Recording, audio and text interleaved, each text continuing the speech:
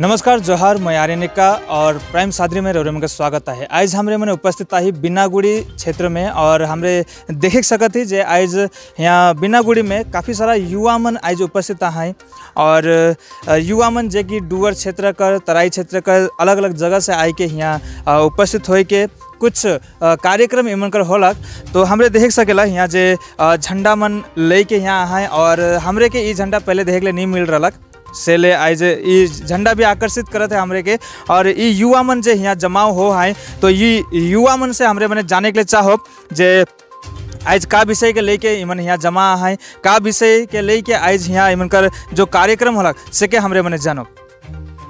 तो हमरे देख सकते हैं जे आज ये झंडा जे कि आकर्षित करलक आकर्षण कर बात है कि हमरे के बीच में जे अखिल भारतीय आदिवासी मुक्ति मोर्चा इस झंडा में लिखल है। तो एगो नया नाम आज हमरे के यहाँ सुने के लिए मिलक अखिल भारतीय आदिवासी मुक्ति मोर्चा और हमरे के बीच में यहाँ जवान मन भी आए युवा मन आए यहाँ और उमन से हमरे मैंने जाने के लिए चाहो। विशेष करके आज यहाँ उपस्थित है एक डुअर्स कर ही बेटा डॉक्टर जय प्रफुल्ल लाकड़ा जी हमरे स्वागत जनैला। साथ ही आज हमरे जाने के लिए चाहिला कि आज जे रोरे मनकर यहाँ काफ़ी सारा जमाव दिशत है युवा मनकर, तो का विषय के रोरे यहाँ जमा हो रही। सबसे पहले जोहार।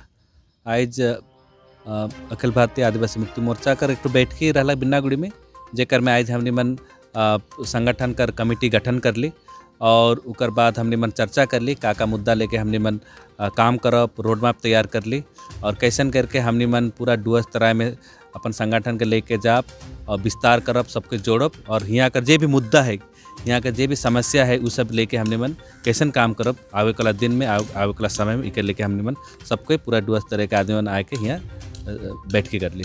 देखो ये नाम जे हमरे जे झंडा में देख ली ये नाम हमरे मन के लेके नया है के अखिल भारतीय आदिवासी मुक्ति मोर्चा हमरे मन के लेकिन नया नाम है के। तो ये नाम कर साथ में नया रूप से का लखे तैयार करे थे रोरे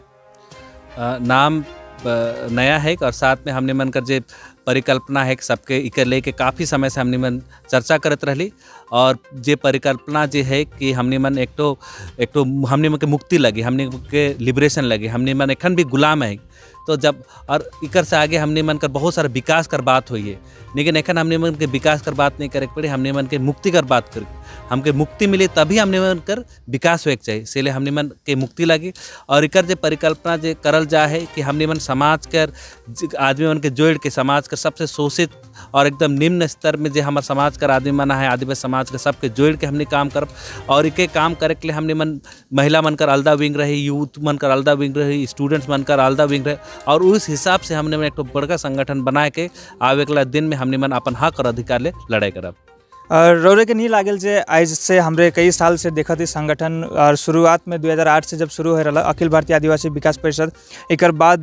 काफ़ी सारा आंदोलन चलक और चलते चलते काफ़ी सारा अलग अलग जगह में संगठन मन तैयार होलक अलग अलग जगह में पूरा डुअर्स तराई में देख लिया तो छोटे छोटे संगठन है।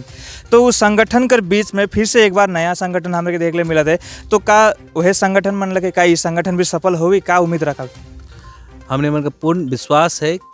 और हमने मन इस जो संगठन गठन कर रही खाली एक या दो आदमी कर में भागीदारी नखे बहुत आदमी कर में जुड़ हैं और बहुत आदमी कर सहयोग और बहुत आदमी के चर्चा करके काफ़ी लंबा समय कर चर्चा 1-1.5 साल कर चर्चा में ले गए और हमने मन धन्यवाद देविल हमने मन कर पूर्ण अगुआ मन विशेषकर परिषद कर अगुआ मन जेमन अपन मन के एक आंदोलन खड़ा कर ले उमन के बहुत बहुत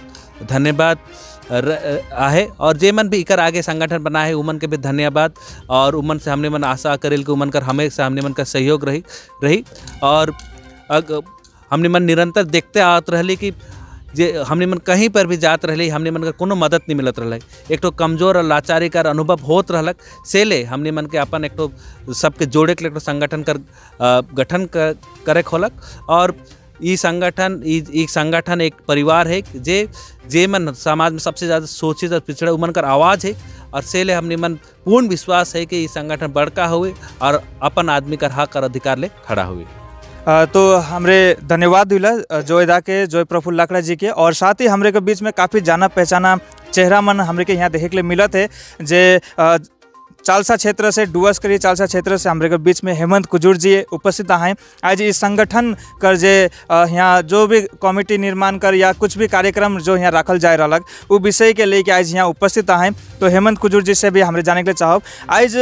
रोरे मन कर बीच में यहाँ काफ़ी सारा आदमी मन हमें देख ले मिला था जो यूथ मने हैं युवा मने। तो का इमन भी अलग अलग संगठन से हो के यहाँ हैं या इमन सब नया है कहीं रोरे मन नया तरीका से के शुरू करा थी। तो का इमन रिलेटेड है दूसरा संगठन से कि फ्रेश आए? जोहार सबसे पहले तो आज जितना भी यहाँ भाई मन जितना भी महिला दीदी मन जुड़ है सभी कोई एक फ्रेश चेहरा है, नया चेहरा है, जे मन अपन अनुभव कर के जे डुअर्स तरह के परिस्थिति है वो परिस्थिति के अनुभव कर के का कमी है वो चीज़ से हम इनके जुड़े कर कोशिश कर रहे हैं। जे भी हम इनके यूथ बना है, स्टूडेंट बना है, महिला मन के रहा है, तो इमन के अलग अलग समस्या है अलग अलग क्षेत्र में। तो है अलग अलग समस्या के हम इमन के अलग अलग जो वर्ग है तो उसने टाइप के हम एक डिजाइन कही थी तो संगठन के तो उसने टाइप के जुड़ है सभी कोई फ्रेश चेहरा है हम इनके संगठन फिलहाल। तो आज रोरे मन का यहाँ का कार्यक्रम होला विशेष जे आज यहाँ जमाव होला का विषय के लेके? आज हमरे मन यहाँ जमा हो रहे हम इनके विगत दिन दिसंबर महीना में हम इनके एगो मीटिंग हुई रहे जेकर में हम संगठन के विस्तार कर रही जे हम इनके संगठन के एक नाम और झंडा मिल रहे अखिल भारतीय आदिवासी मुक्ति मोर्चा ऑल इंडिया आदिवासी लिबरेशन फ्रंट नाम के एक संगठन हम इनके यहाँ जन्म लेलक। जे मीटिंग हल्दीबाड़ी के मैदान में हुई रहे तो उकरे आज कमेटी फॉर्मेशन कर दिन रहे। आज हम यहाँ सब कोई मिल के एक कमेटी फॉर्मेशन कर ली।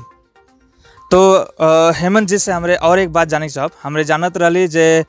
2008 से अखिल भारतीय आदिवासी विकास परिषद चल रहा रहे और उकर में बहुते कोई सहयोगी रहा सहभागी रहे रोरे भी रही उकर में अखिल भारतीय आदिवासी विकास परिषद में। तो का एखन उकर से हाइट के एगो नया चीज़ शुरू करी थी या उकर में भी आई इकर में भी आई? हाँ सबसे पहले मैं हाँ एग्री करो ना हाँ विकास परिषद कर लगिन जुड़ के मैं कुछ साल 1-2 साल काम कर लो बिना पद में रहते हुए एज ए आदिवासी के लगिन काम करते हैं। जहाँ भी आदिवासी मन के भेदभाव होते उस जगह में मैं जात रहो परिषद के थ्रू हुई के जात रहो। फिलहाल मैं वो संगठन में कोनो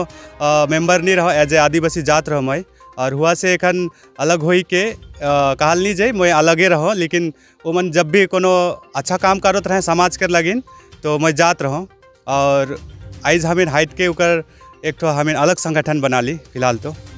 ठीक धन्यवाद। एक आखिरी सवाल जोय जी से मैं पूछना चाहूँ ना जोय प्रफुल्ल लाकड़ा जी से कि आखिरी सवाल है कि जे आने वाला दिन में ये संगठन के लेके रोडेगर का रोड मैप है शॉर्ट में बताया दबा आने वाला दिन में का नया कुछ करेगा है?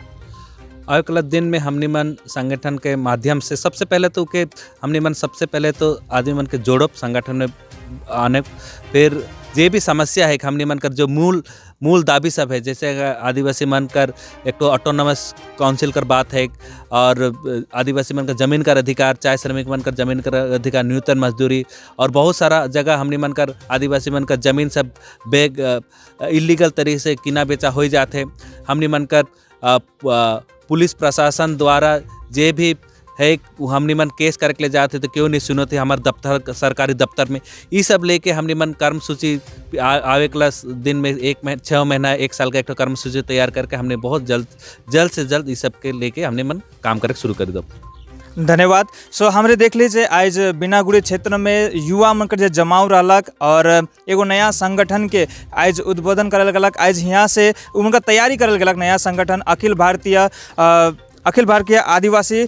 मुक्ति मोर्चा के जे नाम देवल जाए अखिल भारतीय आदिवासी मुक्ति मोर्चा और नया रूप इके देवल गलक के यहाँ कर युवा मन के द्वारा बताल गलक। तो इसने ही और भी नए खबरों मन से जुड़ल रहे प्राइम सादरी में।